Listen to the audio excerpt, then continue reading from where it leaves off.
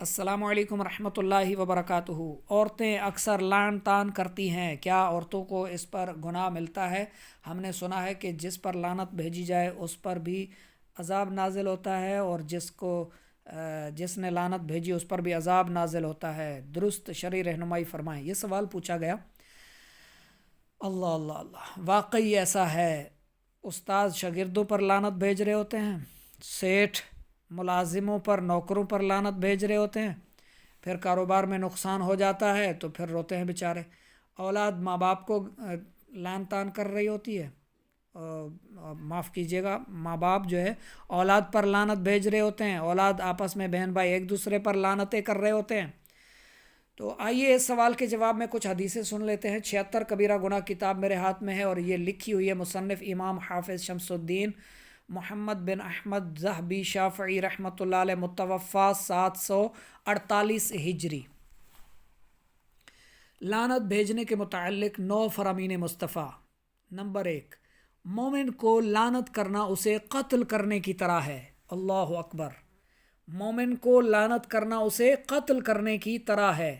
یہ حدیث بخاری و مسلم دونوں میں موجود ہے۔ مسلم کا یہاں حوالہ کتاب الایمان، یہ صفحہ 69، حدیث نمبر 109۔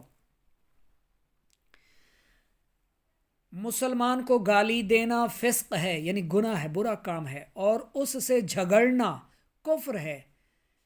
اور یہ تب کفر، یعنی کفر والا مسئلہ پہلے جان لیں ذرا، اس نیچے آ جائیں۔ مسلمان سے لڑنے کو حدیث پاک میں کفر قرار دیا گیا ہے۔ یہ کفر بمعنی ارتداد اس صورت میں ہوگا جب کہ اسے گالی دینے کو حلال سمجھے، حلال اعتقاد کرے۔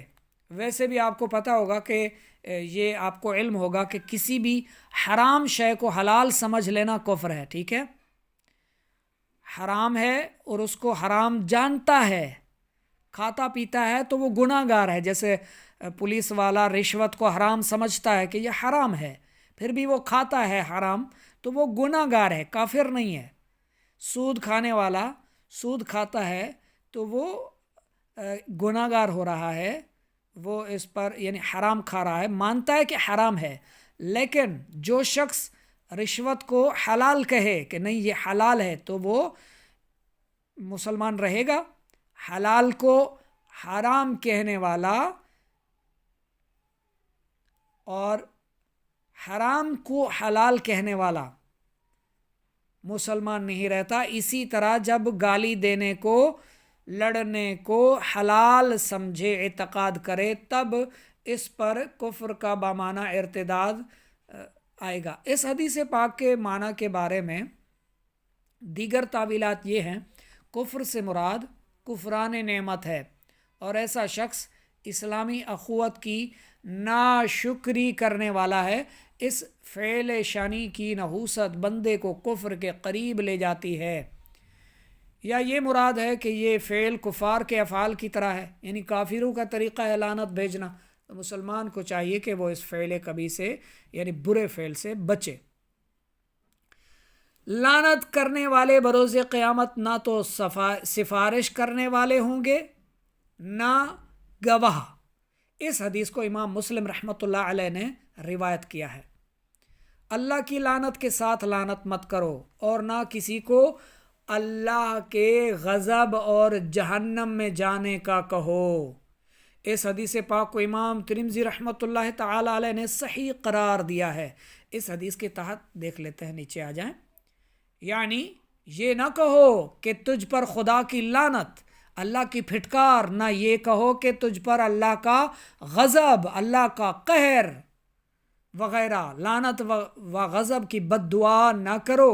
نہ یہ کہو کہ تو جہنم میں جائے، یا تیرا ٹھکانہ دوزخ ہو، یا تجھے خدا دوزخ یا آگ میں ڈالے، ایسے نہ کہا کرو۔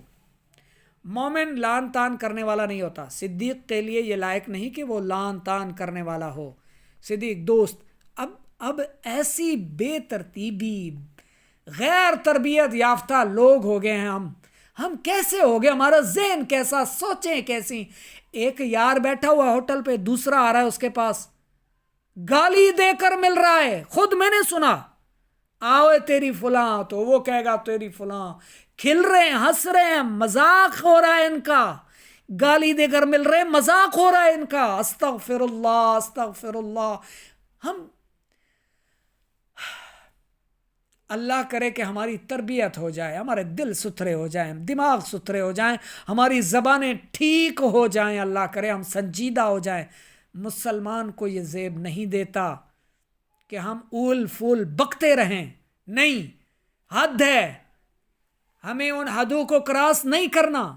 ہم شریعت کو فالو کرنے والے ہیں، ہم اللہ پر ایمان رکھنے والے ہیں، رسول اللہ پر ایمان رکھنے والے ہیں، ہمیں قبر و آخرت کی فکر رکھنی ہے، ہمیں ایمان کی حفاظت کی فکر رکھنی ہے۔ ایسے الفاظ زبان سے ادا نہیں کرنے جن کی وجہ سے ہمارا ایمان برباد ہو جائے، جن کی وجہ سے ہماری آخرت خراب ہو جائے۔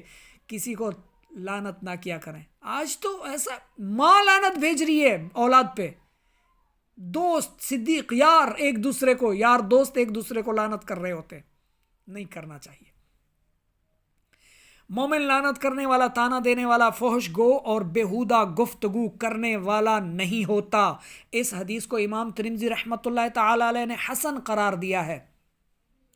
بے شک بندہ جب کسی چیز کو لعنت کرتا ہے تو وہ لعنت اس آسمان کی طرف چڑھ جاتی ہے، تو اس کے سامنے آسمان کے دروازے بند کر دیے جاتے ہیں، پھر وہ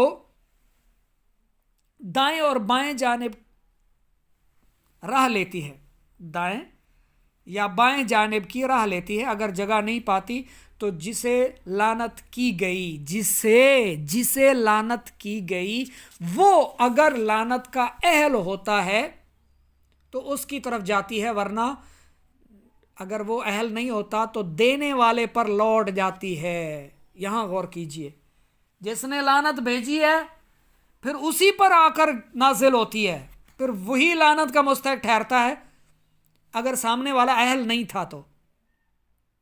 اس حدیث کو امام ابو داؤد رحمۃ اللہ علیہ نے روایت کیا ہے۔ دیکھیے رسول اللہ صلی اللہ علیہ وآلہ وسلم نے اس عورت پر ناراضگی کا اظہار کیا جس نے اپنی اونٹنی پر لعنت کی اور اس سے وہ اونٹنی الگ کر دی گئی۔ اللہ اکبر۔ اب دیکھیں، ایک انصاری عورت اپنی اونٹنی پر سوار تھی، اس نے اپنی اونٹنی کو جھڑکا اور اس پر لعنت بھیجی۔ یہ سن کر آپ صلی اللہ علیہ وآلہ وسلم نے ارشاد فرمایا، اونٹنی پر جو سامان ہے اسے پکڑ کر اتار دو اور اونٹنی کو چھوڑ دو کہ وہ لعنتی ہے۔ اللہ اکبر۔ اب غور کیجئے، آپ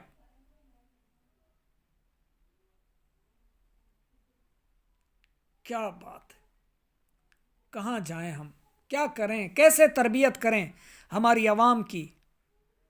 یہ جب بھی چاہتے ہیں بک دیتے ہیں، جو منہ میں آئے بول دیتے ہیں۔ مت کیجیے ایسا، مت کیجیے، زبان کی حفاظت کیجیے۔ بے شک سب سے بڑا سود بندے کا اپنے مسلمان بھائی کی عزت میں زبان طعن دراز کرنا ہے۔ ہماری زبانوں کو لگام ہی نہیں آتی، بولتے چلے جاتے ہیں، جب بولتے ہیں تو پھر گالیاں بھی دیتے ہیں، تانے بھی دے رہے ہوتے ہیں، لعنت بھی کر رہے ہوتے ہیں۔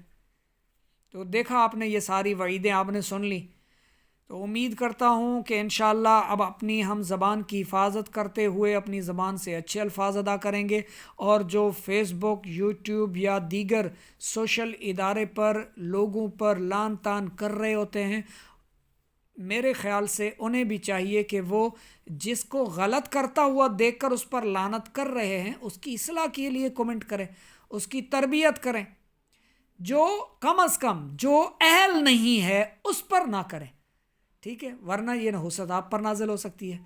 یار اولاد کو تو چھوڑ دے، ماں باپ اولاد کو تو لعنت نہ کرے، دوست ایک دوسرے کو تو لعنت کرتے ہوئے گلے نہ ملیں، ہنس رہے ہوتے ہیں، گالیاں بک رہے ہوتے ہیں، لعن طعن کر رہے ہوتے ہیں، یہ سب کہاں جائز ہے، کیسے درست ہے؟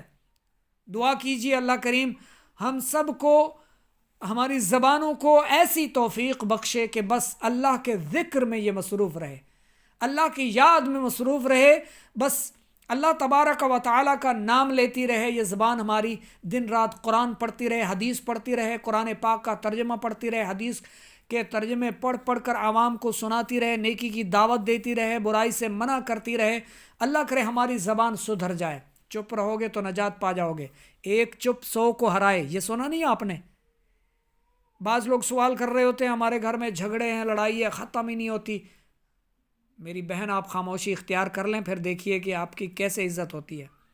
خاموشی ایک بہت بڑی آپ کے رعب پیدا کرنے والی ایک ایسی قوت ہے آپ کے پاس۔ خاموشی، بالکل چپ ہو جائیں، خاموش ہو جائیں۔ ایک چپ 100 کو ہرائے، جو چپ رہا اس نے نجات پائی۔ حدیث بھی تو ہے، من صمت فقد نجا، جو چپ رہا اس نے نجات پائی۔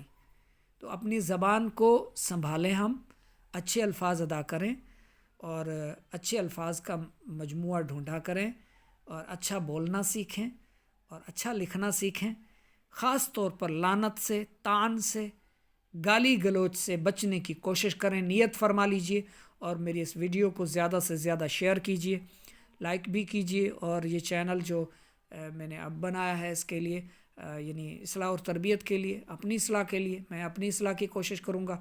خود کو یہ ساری چیزیں سناؤں گا تو عوام بھی سن لے گی۔ اللہ نے چاہا تو عوام میں بھی جن کے دل میں ایمان ہوگا تو وہ ان چیزوں کو قبول کرتے ہوئے پھر اپنی اصلاح کی کوشش کریں گے، وہ اپنے گھر والوں کی اصلاح کی کوشش کریں گے۔ اس طرح یہ میرے لیے صدقہ جاریہ بن جائے گا، اور آپ اگر شیئر کر دیں گے تو آپ کے لیے بھی صدقہ جاریہ بن جائے گا۔ آپ اس کو لائک بھی کیجئے، سبسکرائب بھی کیجئے میرے چینل کو، اور اسے زیادہ سے زیادہ شیئر بھی کیجئے۔ اللہ کریم آپ سب سے ہمیشہ ہمیشہ راضی رہے، آپ سب کو دین و دنیا کی برکتوں اور بھلائیوں سے مالا مال فرمائے، آمین۔